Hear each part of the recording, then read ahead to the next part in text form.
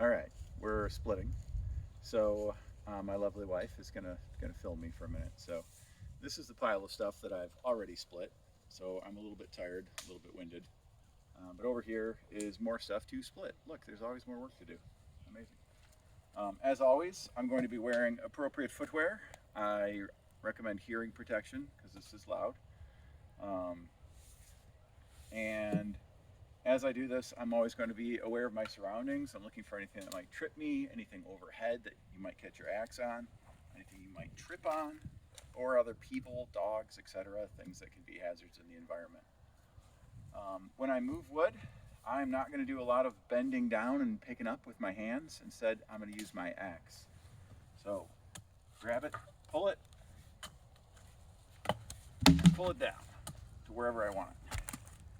Now, I could set this up on end, or I could leave it down. Sometimes it doesn't matter that much. I am not going to carry it to a special stump where I have a tire on it, any of that. I don't. You do you. So typically, I'm going to look at the grain structure of the wood and see where there are natural faults in the wood, and then I can split it along those lines. This wood is so easy to split that I don't really care. Hey, can you go over there? Stand by that tree. Thank you. So this one, I'm just going to split it. As I mentioned earlier, I'm going to be mindful of my footing so that if I'm going this way with the axe, I have my feet out of the line, or if I'm going this way, I'm going to have my right foot back. That way, I never hit myself in the ankle with my foot. Occasionally, I'll take a wide stance and I'll go right in between. I'll probably do that now. Instead of the catapult method, I will usually do more like a trebuchet action where I let the head swing around and then come down, because this impact is going to be speed times mass. So the faster I can get it going, the more damage I can do. Just like that.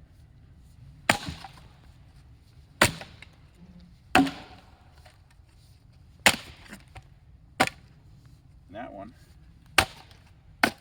is split.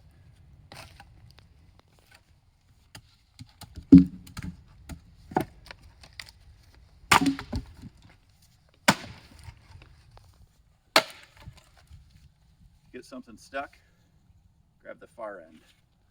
You can flip it off. If it's something that you actually want to split, see if I can show you. I got this stuck. Don't, hold on. Don't pick it up and drop it this way. Be very careful with this because this could come off and it's over your head. I'm going to invert it. I'm basically going to go straight up and then bring it down on something sturdy. And it's split.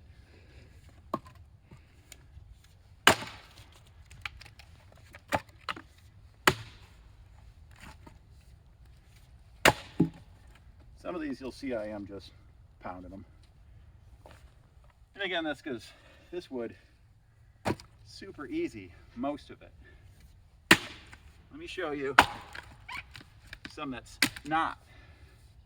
If we look over at this log, and we come in a little bit closer, it looks about the same as the others, but you'll notice that this end, if you can see it, it flares out a little bit. It also looks like the grain twists. So I've split a little bit of it. You can see the grain does curve, it does twist. That means these fibers are going to bind up on each other. It's going to hold together a little bit more. Sometimes if you see where there's a branch, some other fork in it, a crotch, whatever, those things all act like bolts that hold it together. That wood gets a lot harder to split. But given the proper application of brute force, just about anything will split.